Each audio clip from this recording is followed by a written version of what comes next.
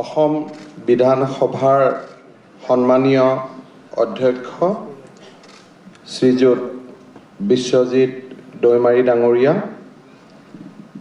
মোৰ মন্ত্ৰীসভাৰ সতীৰ্থ ক্ৰীড়া মন্ত্ৰী বিমল বৰা ডাঙৰীয়া,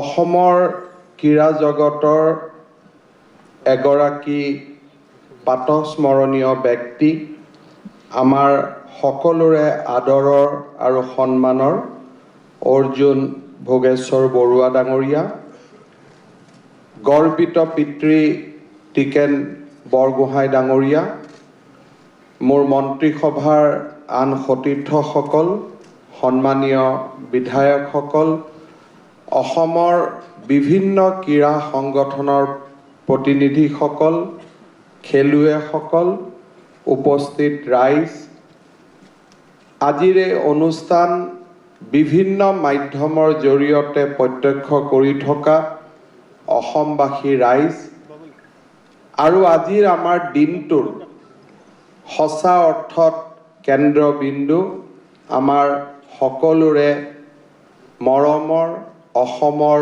জীয়ৰী, ভাৰতৰ গৌৰৱ লাভলীনা বৰগোহাঁই ডাঙৰীয়ানী।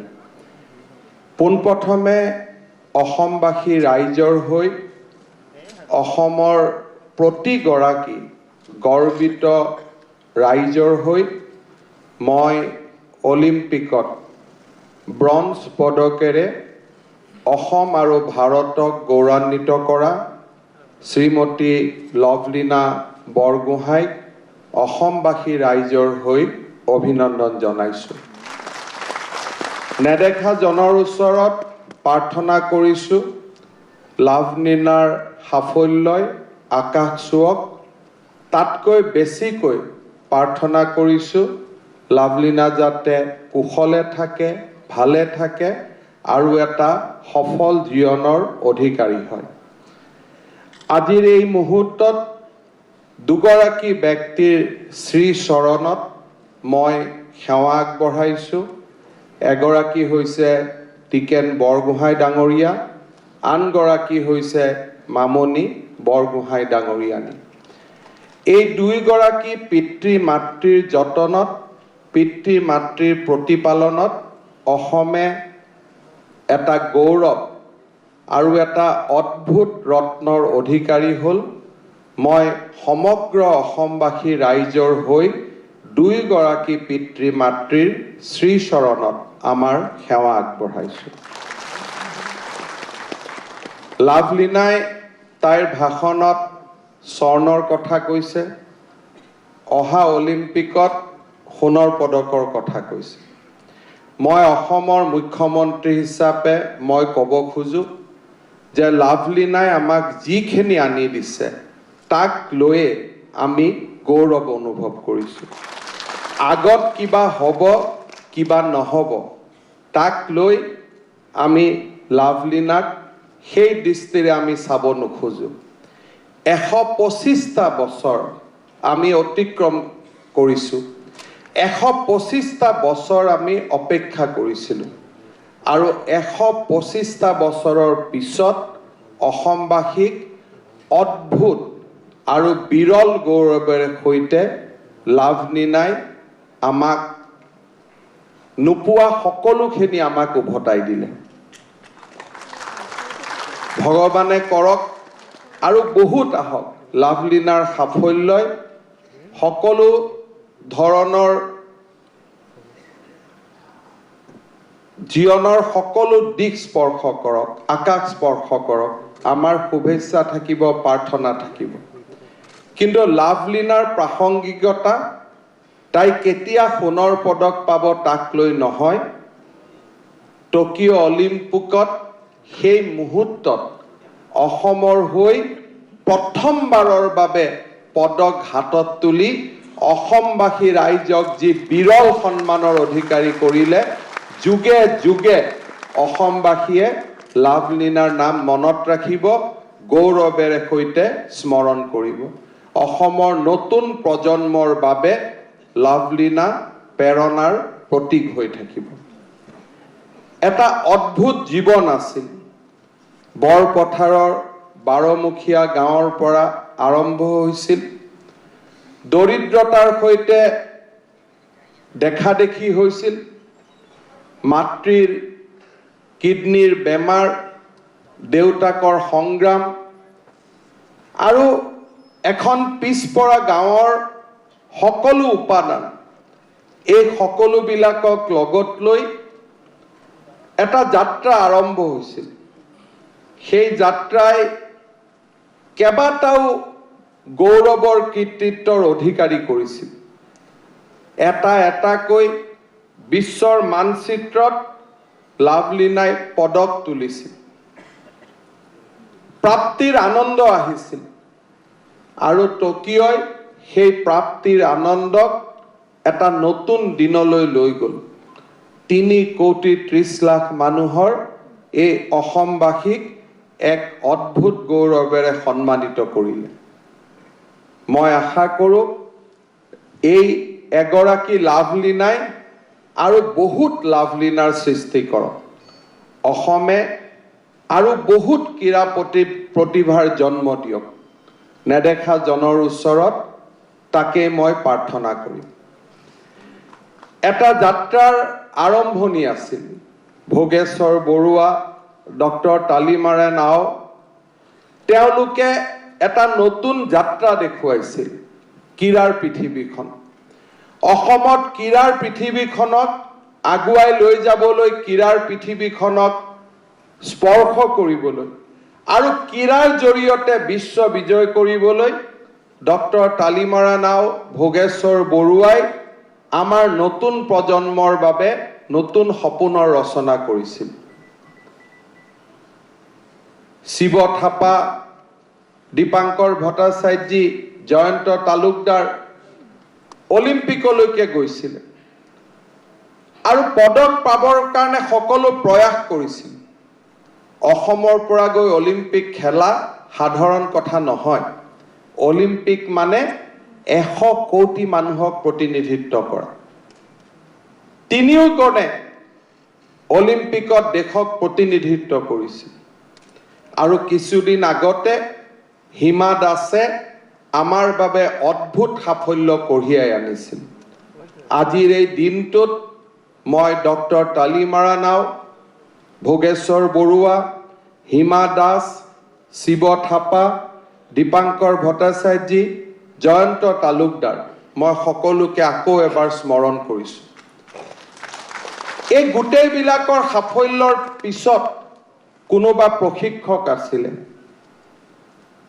এছ'চিয়েশ্যনত কাম কৰা সংগঠকসকল আছিল। আজি হেমন্ত কলিতা আমাৰ মাজত উপস্থিত আছে। আমাৰ এই মঞ্চত বহুতো আজি ক্ৰীড়া সংগঠক উপস্থিত আছে। আমাৰ সকলোৰে সপোন আছিল যে অসমলৈ অলিম্পিক পদক আহক। আজি আমাৰ বাবে এটা অদ্ভুত প্ৰাপ্তিৰ দিন, অদ্ভুত আনন্দৰ দিন। সেই আনন্দক আৰু সজীৱ হৈ থাকক, তাক আমি কামনা কৰিম। অসমবাসী ৰাইজে লাভলীনাৰ কৃতিত্বৰ কথা সদায় গৌৰৱেৰে সোঁৱৰণ কৰিব, সদায় স্মৰণ কৰিব। অসমৰ ক্ৰীড়া ইতিহাসত নিজৰ নাম আজি স্বৰ্ণীল আখৰেৰে লাভলীনাই এটা সংগ্ৰাম, দীঘলীয়া সংগ্ৰামৰ মাজেৰে অংকিত কৰিলে। আৰু এনেকে অংকিত কৰিলে যে অহা 100-200 বছৰতো তাক কোনেও বিলীন কৰিব নোৱাৰে। কাৰণ প্ৰথমগৰাকী অলিম্পিক মেডেল প্ৰাপ্ত জীয়ৰী হিচাপে, অসমৰ একমাত্ৰ সন্তান হিচাপে লাভলীনাৰ নাম বুৰঞ্জীত সদায়ে স্বৰ্ণীল আখৰেৰে থাকি যাব। সদায়ে অসমৰ আহিবলগীয়া প্ৰজন্মসমূহে লাভলীনাৰ নাম গৌৰৱেৰে সৈতে সোঁৱৰণ কৰিব। অসমবাসী ৰাইজে আজিৰ দিনটোত লাভলীনাক যিমানেই দিব খোজে, কৰবাত নহয় কৰবাত কম হ'ব। মই যদি আজি ক'ব যাওঁ যে আমি লাভলীনাক 1 দিম, 2 দিম, 3 দিম, মানুহৰ মাজত থাকিব যে চাৰি কিয় নিদিলে ইমানেই মানুহৰ মনত আনন্দ আছে মোক বিভিন্নজনে হোৱাটছআপত পৰামৰ্শ দি আছে আজি প্ৰায় টকিঅ দিনটোৰ পৰা যে কেনেকৈ আমি লভলীনাক সন্মানিত কৰিব লাগে মানুহৰ আবেগৰ শেষ নাই আবেগৰ অন্ত নাই মানুহৰ পৰামৰ্শবিলাকে মোক ভাবিবলৈ বাধ্য কৰাইছে যে কিমান ঘৰে ঘৰে আনন্দ আজিৰ এই মুহূৰ্তত কিমান অসমৰ ছোৱালীক যদি সুধো যে তোমাৰ ভৱিষ্যতে কি হ'ব ইচ্ছা কিমানে উত্তৰ দিব মোৰ লভলীনা বৰগোহাঁই হোৱা ইচ্ছা আজি তেনেকুৱা এটা পৰ্যায়ত গৈ আমি থিয় হৈছো অসম চৰকাৰে অত্যন্ত বিনম্ৰতাৰ সৈতে অসম আৰক্ষীৰ ডিএছপি পদত চাকৰি কৰিবলৈ লভলীনা বৰগোহাঁইক মই আজি আনুষ্ঠানিকভাৱে নিমন্ত্ৰণ জনাইছো হিমা দাসক অসম আৰক্ষীত আমি আগত ডিএছপি হিচাপে নিযুক্তি দিছিলোঁ লভলীনায়ো আমাৰ অসম আৰক্ষীত কাম কৰিলে দুইগৰাকীয়ে মিলি অসমৰ টেলেণ্টসমূহক আগুৱাই লৈ অহাৰ কাৰণে কাম কৰিব পাৰিব মই লভলীনাক অত্যন্ত বিনম্ৰতাৰে সৈতে অসম আৰক্ষীত ডিএছপিৰ চাকৰিত যোগদান কৰিবলৈ নিমন্ত্ৰণ জনাইছো লভলীনাৰ কেৰিয়াৰ আজি আৰম্ভ হৈছে শেষ হোৱা নাই পেৰিছ অলিম্পিকত আমি আশা কৰিছো লভলীনাই পেৰিছ অলিম্পিকত যোগদান কৰিব কি পাব নাপাব তাক লৈ মই অলপো চিন্তিত নহয় যিখিনি দিলে তাক লৈ মই সন্তুষ্ট তাক লৈ মই অত্যন্ত সন্তুষ্ট তাক লৈ মই গৌৰৱান্বিত কিন্তু খেলৰ পৃথিৱীখনত যাতে লভলীনা আগুৱাই যায় আজি আমি তাইক সন্মানিত কৰিছো অসম চৰকাৰৰ পৰা 1 কোটি টকাৰে পেৰিছ অলিম্পিকলৈ প্ৰত্যেক মাহত আমি 1 লাখ টকাকৈ লভলীনাক এটা স্কলাৰশ্বিপ আগবঢ়াম যাতে প্ৰত্যেক মাহত খেলাৰ বাবে খাদ্যৰ বাবে এই অতিৰিক্ত পুঁজিখিনিয়ে সহায় কৰে মোৰ মনত আছে লভলীনাৰ লগত মোৰ চিনাকি বহুত দিনৰ নহয়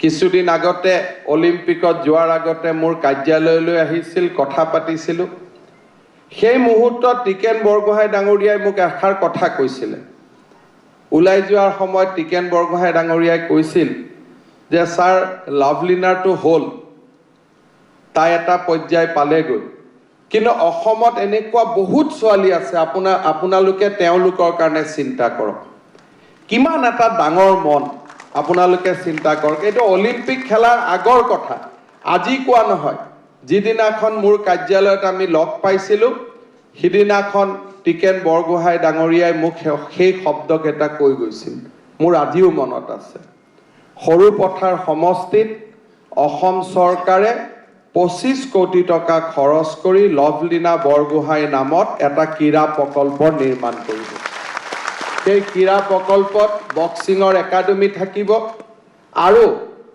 সেই ক্ৰীড়া প্ৰকল্পৰ জৰিয়তে সৰুপথাৰৰ নতুন প্ৰজন্মই লভলীনাৰ আদৰ্শৰে যাতে আগুৱাই যাব পাৰে তাৰ বাবে প্ৰচেষ্টা চলাব কোন জাগাত ষ্টেডিয়াম হ'ব ক'ত হ'ব লভলীনাৰ দেউতাক আৰু বিশ্বজিৎ ফুকনে নিৰ্ধাৰণ কৰিব তাত চৰকাৰৰ একো ক'বলগীয়া নাই ইয়াৰ উপৰিও গুৱাহাটীত এটা পথ আমি লভলীনা বৰগোহাঁই নামেৰে আমি নামাঙ্কিত কৰিম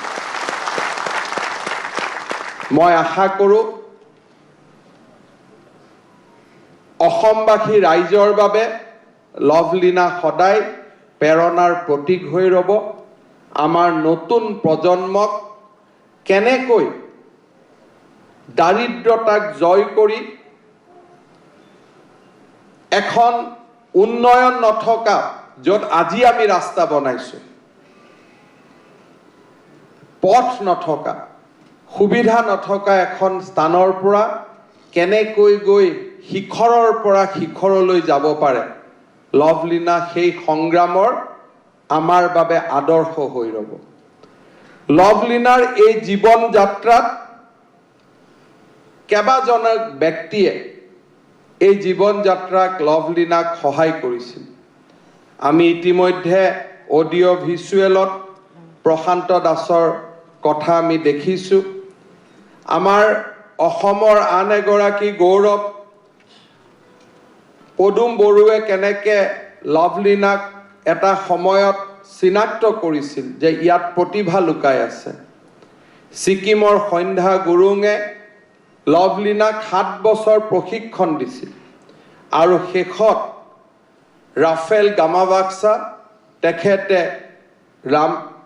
লভলীনাক একেবাৰে কাটিং এজত গৈ কেনেকৈ বিশ্ব জয় কৰিব লাগে সেই পথ দেখুৱাইছে। এই গোটেই কেইগৰাকী কোচ বা প্ৰশিক্ষকক অসম চৰকাৰে 10 লাখ টকাৰে সন্মানিত কৰাৰ বাবে সিদ্ধান্ত লৈছে। এই 4গৰাকী ব্যক্তিলৈ আমি 10 লাখ টকাকৈ আগবঢ়াম অসমবাসী ৰাইজৰ কৃতজ্ঞতা হিচাপে। অসমৰ প্ৰতিগৰাকী নৱপ্ৰজন্মক মই অনুৰোধ কৰিম,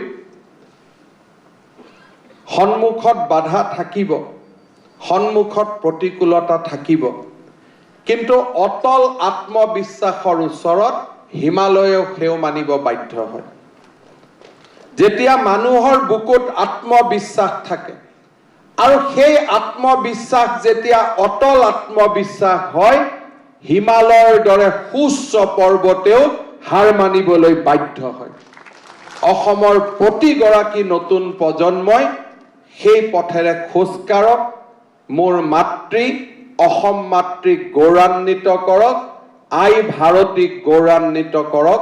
সেই প্ৰাৰ্থনাৰে পুনৰ এবাৰ অসমবাসী ৰাইজৰ হৈ লভলীনা বৰগোহাঁইক আমি আমাৰ কৃতজ্ঞতা যাচিছোঁ আৰু লভলীনাৰ উত্তৰ উন্নতিৰ কাৰণে নেদেখা জনৰ ওচৰত পুনৰ এবাৰ প্ৰাৰ্থনা কৰিছোঁ। টিকেন বৰগোহাঁই আৰু মামনি বৰগোহাঁইৰ শ্ৰীচৰণত পুনৰ এবাৰ সেৱা জনাইছোঁ। বহুত বহুত ধন্যবাদ।